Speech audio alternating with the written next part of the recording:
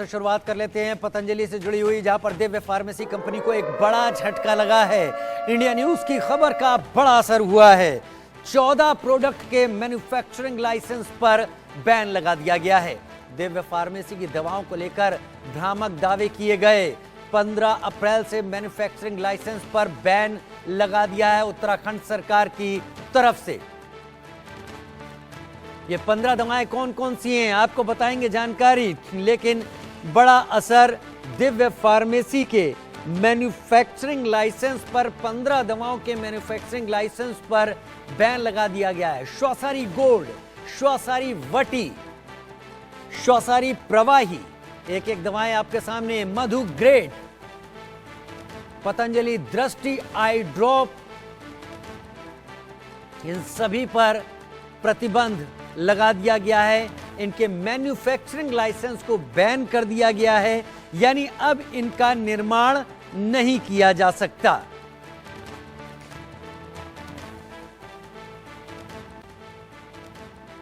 Swasari gold, Swasari वटी, श्वासारी प्रवाही, मधु grade, Livamrit.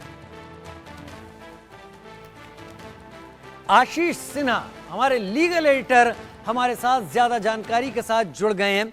आशीष, उत्तराखंड सरकार ने बड़ा कदम उठा लिया है।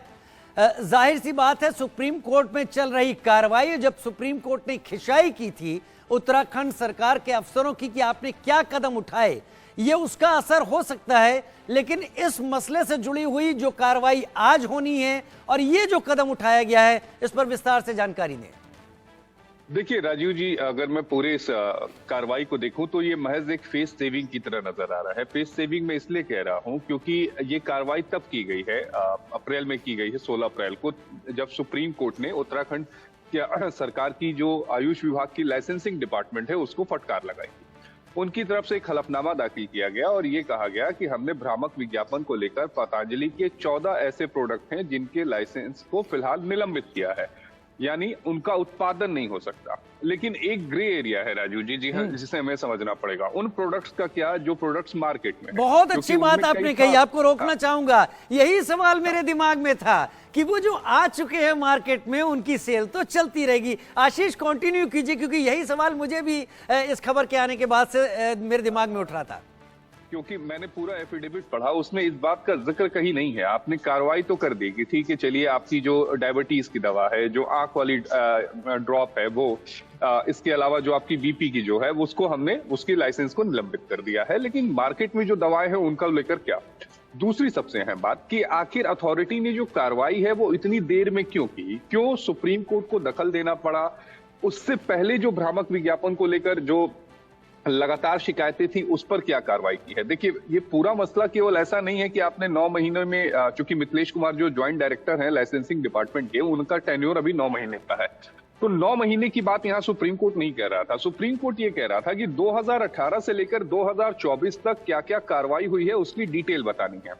आज आपने सुप्रीम कोर्ट को ये बताएंगे कि हम 14 जो है लाइसेंस जो है उनको निलंबित कर दिया है। हालांकि उसमें भी प्रोविजन है राजीव जी कि अगर पतंजलि चाहे, दिव्या फार्मेसी चाहे, तो इस फैसले के खिलाफ संबंधित फोरम में 3 महीने के भीतर इसको अपील कर सकता है निलंबन हटाने को लेकर, और उसको उनको सारी डिटेल्स प्रोवाइड करानी पड़ेगी। लेकिन मसला ये नहीं है, मसला ये है कि कार्रवाई देर सी क्यों हुई है। मुझे लगता है कि जो सवाल आपके दिमाग में था, जो सवाल मेरे दिमाग में है, वही सवाल सुप्रीम कोर्ट पूछेगा कि जो प्रोडक्ट्स मार्केट में है उनको रोल बैक करने के लिए क्या कुछ तैयारियां की गई। दूसरा, आखिर आयुष विभाग की तरफ से कार्रवाई इतनी देर में क्यों हुई?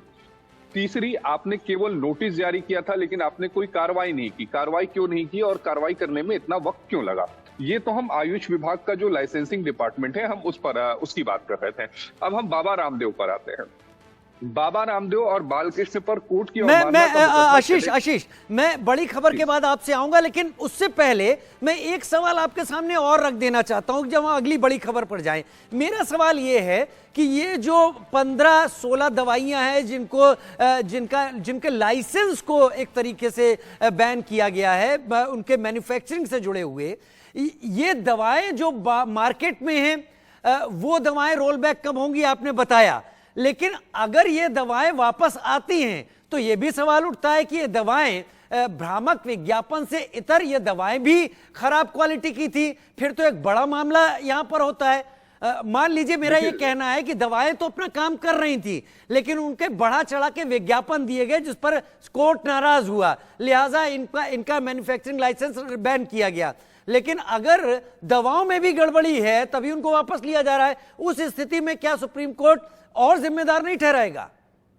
नहीं, देखिए जिम्मेदार ठहराएगा। और मुझे लगता है कि राजीव जी, इसमें पर्सन टू पर्सन वहां पर अब चीजें जो होंगी वो तय होंगी कि अगर किसी ने इन दवाओं का उपयोग किया है और उन दवाओं से उन्हें नुकसान हुआ है तो वो संबंधित फोरम में इसकी शिकायत कर सकते हैं। मुझे लगता है कि ये जो एरिया है इसको सुप्रीम कोर्ट ओपन करेगा ताकि अगर किसी को दिक्कत हुई है तो वो फोरम में शिकायत करे। लेकिन मैं बार बार यहाँ पर भूमिका की बात कर रहा हूँ पतंजलि के, दिव्या फार्मेसी के, उनकी तरफ से जो डिटेल प्रोवाइड कराया गया था। क्योंकि ऐसा नहीं है कि आज लाइसेंसिंग विभाग सो के उठा और उसने जाके ये 14 दवाओं का जो उत्पादन है उसको निलंबित कर दिया। ऐसा नहीं होता है, बाकायदा उसकी पूरी डिटेल मांगी जाती है। डिटेल में जाने के बाद आयुष विभाग को ये लगा, लाइसेंसिंग अथॉरिटी को, कि नहीं ये दवाओं मार्केट में ये भ्रामक विज्ञापन के जरिए फैलाई गई है। बड़ी खबर का रुख कर लेते हैं, उस पर एक बार फिर आपका रुख करेंगे। बाबा रामदेव से जुड़ी हुई बड़ी खबर दर्शकों के लिए। पतंजलि भ्रामक विज्ञापन केस पे सुप्रीम कोर्ट में आज सुनवाई होनी है। रामदेव और बालकृष्ण की सुप्रीम कोर्ट में एक बार फिर पेशी होने वाली है। रामदेव पर अवमानना का आरोप लगेगा या नहीं, ये कोर्ट तय करेगा। जैसी जानकारी हमारे लीगल एडिटर आशीष सिन्हा देंगे। मामले में पिछली सुनवाई 23 अप्रैल को हुई थी।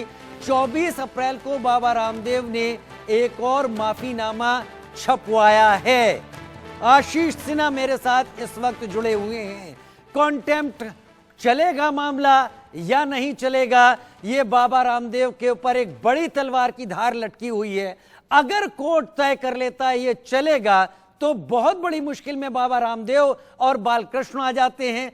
हालांकि उन्होंने विज्ञापन छपवा दिया है। हालांकि आज कोर्ट यह भी देखेगा कि विज्ञापन कहीं माइक्रोस्कोप से तो नहीं देखे जाने वाला है। आशीष, नहीं, देखिए मुझे लगता है कि इस मामले में भ्रामक विज्ञापन को लेकर जो प्रेस कॉन्फ्रेंस किया था बाबा रामदेव ने, वहां पर उन्हें राहत मिल सकती है। क्योंकि बाबा रामदेव ने एक नहीं राजीव, दो नहीं, 3 बार सुप्रीम कोर्ट से माफी मांगी। सुप्रीम कोर्ट में हाथ जोड़ के खड़े रहते हैं।